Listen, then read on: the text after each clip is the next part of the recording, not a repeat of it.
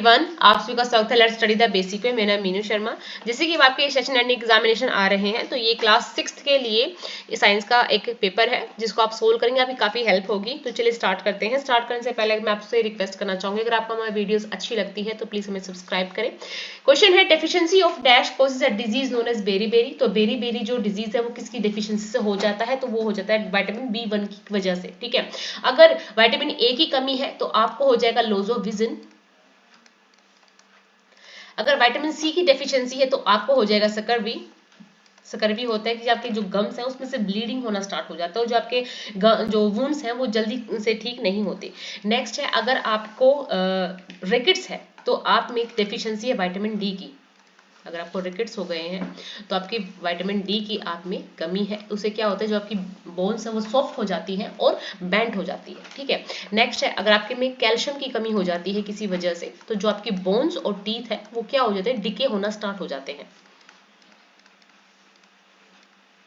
Okay, अगर आपके अंदर आयोडीन की कमी हो जाती है, इसलिए वजह से गोइटर हो जाते हैं कि आपके जो नेक के आसपास का जो एरिया है वहां पे स्वेलन आना स्टार्ट हो जाता है। नेक्स्ट, अगर आयरन की कमी हो जाती है तो इसे एनीमिया हो जाता है, जिससे बहुत ज्यादा वीकनेस का सामना करना पड़ता है। नेक्स्ट है, in ancient India small length measurement used were dash and dash. तो पहले जो हमारे इंडिया में छोटी छोटी लेंथ थी उसको नापने का तरीका होता था, तो वो अंगुल और फिश से, मतलब अंगुल अपनी उंगलियों से और फिश मतलब मुट्ठी से नाप लेते थे। Light travel in a straight line, dash reflection gives us clear image. तो मिरर में आप जो भी रिफ्लेक्शन आपकी बनेगी तो वो क्लियर इमेज होगी। The thin wire that gives off light is called a filament. The bulb glow only when dash flow through the circuit. अगर करंट आएगा तभी जो बल्ब है वो ग्लो करेगा। A freely suspended magnet always align in north and south direction. Where air is present in, और air हमेशा soil में और वाटर में प्रेजेंट रहती है, डिजोल्व रहती है उसमें। Carbohydrates found in our food in form of starch and sugar. Starch and sugar. An electric cell has two terminal. Name of few plants live in desert. Desert में कौन कौन से प्लांट्स आपको देखने को मिलेंगे? तो ये प्लांट्स भी है, और ये जो भी चीज डेजर्ट में मिलती है वो है कैक्टस, कैमल, डेजर्ट रेड। ठीक है, desert red. Name various types of habitats. तरह तरह के जितने भी हैबिटेट्स उनके नाम बताने हैं, तो terrestrial habitats, aquatic and aerial. What do you mean by germination of seed? अब जर्मिनेशन सीड ऑफ क्या होता है कि जब किसी एक नए पौधे का जन्म होता है, किसमें से, एक बीज में से, तो उसको हम क्या कहते हैं, germination. The beginning of a new plant from the seed is called germination. What is photosynthesis? Photosynthesis क्या होता है? तो the process by which plants make their food own food with the help of chlorophyll, sunlight, carbon dioxide and water is called photosynthesis। बहुत important है, please इसको याद कीजिएगा। Name two food which each rich in. Starch किस किस से मिलेगा? Cabbage से और कैरेट से। फैट किस में मिलेगा? घी में और बटर में। What are roughages and how they work? So roughages is also known as dietary fibers. They are not nutrients, they are essential for our body. They help us to get rid of undigested food. It also protect our body and keep our health good. The distance between Radha home and her school is 3250 metre. Express the distance into kilometre. तो आपको क्या करना है, इसको simply 1000 से इसको divide कर दोगे तो ये हमारे पास आ जाएगा 3.250 किलोमीटर। तो 3 kilometre 250 metre.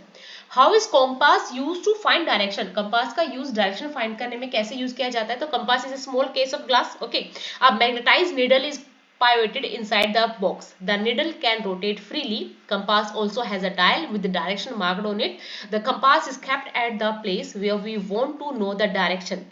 When the needle comes to rest, it indicates north and south direction. The compass is then rotate until the north and south marked on dial are the two end of the needle. आपने देखा, ये compass है हमारे पास, उसमें जो बीच में जो needle होती है वो नॉर्थ और साउथ डायरेक्शन को क्या करती है, इंडिकेट करती रहती है। तो ये निडल बताती है कि आप यहाँ पे साउथ में है, ईस्ट में है, कहाँ पे है। What is deficiency? Deficiency क्या होता है? So a disease caused by lack of proper minerals, vitamins, protein in the regular diet is called deficiency disease. What is obesity? Obesity क्या होता है कि obesity is generally caused by eating too much and moving too little, कि अगर आप चल फिर नहीं रहे हो और बहुत सारा खा रहे हो तो आपको ओबेसिटी हो जाएगी, मोटापा हो जाएगा। What does happen when a person is deficient of carbohydrates and protein for a long time? क्या होता है जब एक इंसान बहुत लंबे टाइम तक कार्बोहाइड्रेट्स और प्रोटीन को कंज्यूम ना करे, उससे डेफिशिएंट रहे, तो क्या हो जाएगा?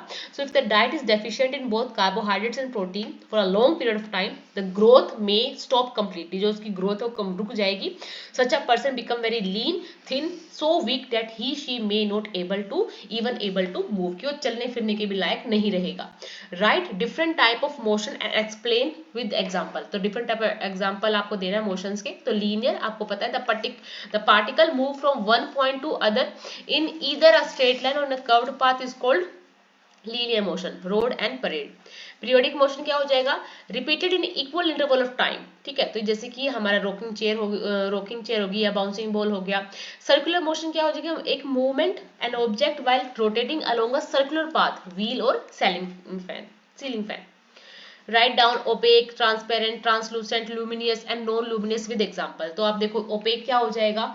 Opaque, transparent and translucent and luminous and non luminous are. Transparent क्या हो जाएगा? कि transparent objects are those which allow light to pass through, जैसे ग्लास हो गया, ठीक है। ट्रांसलूसेंट क्या हो जाएगा? विच allow light to pass through them partially, मतलब पूरी तरीके से नहीं, पार्शियली, तो हो जाए butter paper.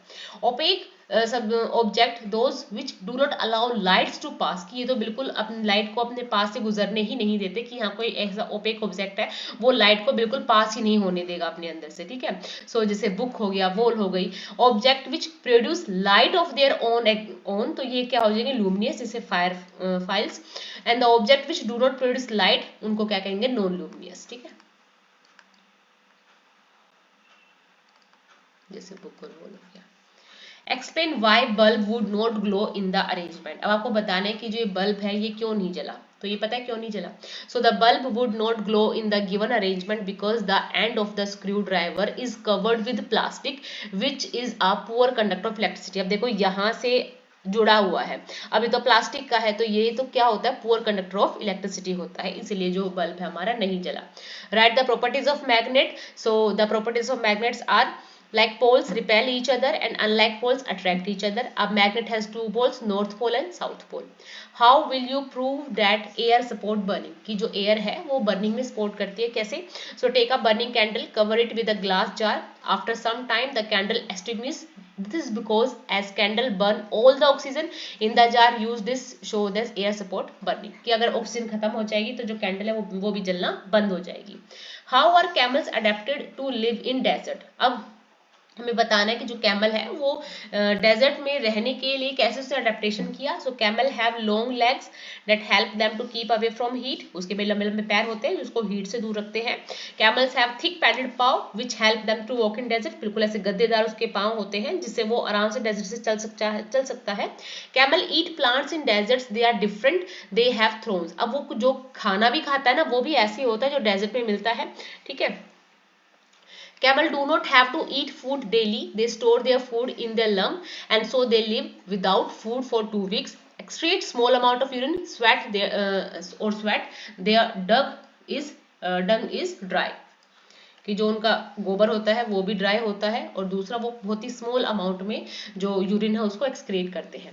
List 5 activities that are possible due to presence of air. Air की वजह से क्या क्या चीजें हो सकती है? तो फोटोसिंथेसिस होगा, ब्रीदिंग होगा, बर्निंग होगा, making a firki, making a weather cock. Okay, अब आपको ये पैसेज है ये सोल्व करना है। So carbohydrates mainly provide energy to our body, fat also give us energy. In fact fat gives much more energy as compare to the same amount of carbohydrates. Foods containing fat and carbohydrates are called energy giving food. तो basically ये आपके case based questions हैं जिसको आपको ध्यान से पढ़ना है और जो कुछ क्वेश्चंस पूछे होते हैं उनका आंसर देना होता है। So which of the following is not a plant source of fat. अब प्लांट से हमें जो नहीं मिला फैट उसके बारे में बताना है। तो हम देखो ग्राउंड नट ये प्लांट है, ठीक है, कोकोनट ऑयल ये प्लांट है, तिल भी प्लांट से मिलता है, मिल्क हमें कौन से प्लांट से मिलता है, ठीक है। तो इसका आंसर क्या हो जाता है? Milk. Which one will give more energy for the same quantity. कि ऐसा कोई चीज है जो हमें बहुत ज्यादा एकदम से सारी एनर्जी दे देगा, तो हम अगर मिल्क को पीते हैं तो हमें एकदम से सारी एनर्जी मिल जाएगी, तो इसका आंसर क्या हो जाएगा? Milk.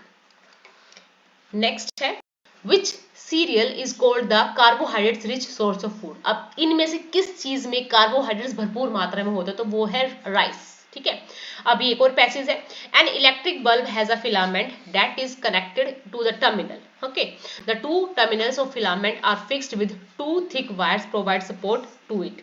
These terminals are fixed in such a manner that they do not touch each other. अभी फिलामेंट और बल्ब के बारे में है। So where is the filament fixed in that electric bulb? In the middle of the bulb. Filament is a, ये दोनों ही हो जाएगा, thin wire that gives a off light when bulb is switch on, fixed to the two thick wires which provide support to it. ये इसका answer क्या हो जाएगा? All the above. एक और पैसेज है आपके लिए, the earth is surrounded by thin layer of air, thin layer extend up to many kilometres above surface of earth, it is called atmosphere. Atmosphere के बारे में ये पैसेज है। तो which of the following statement is correct? So atmosphere is essential for plant, for human being, for life, none of this. So ये सभी के लिए है, क्योंकि इसमें प्लांट भी आ जाएगा, इसमें ह्यूमन बींग्स भी आ जाएंगे। तो atmosphere is essential for life. Which of the following statement is correct? Atmosphere is the envelope of air that surround the earth. यही ठीक है। ठीक है, atmosphere gas contains nitrogen oxygen, क्योंकि सिर्फ नाइट्रोजन और ऑक्सीजन नहीं होता, सारी गैसेस होती हैं। ठीक है, किसी किसी मात्रा में, अलग अलग मात्रा में होती हैं। तो इसमें सिर्फ एक ही सही बैठता है statement, atmosphere is the envelope of air that surround the earth. I hope आपको ये जो पेपर है आपकी काफ़ी हेल्प करे, एंड मैं आपको ऑल द बेस्ट कहूँगी, और आप अपनी तैयारी बहुत अच्छे से करें। अगर हमसे जहाँ भी आपके लिए हेल्प हो सकती है आप हमें कमेंट कर सकते हैं। Thank you and keep watching. Best of luck.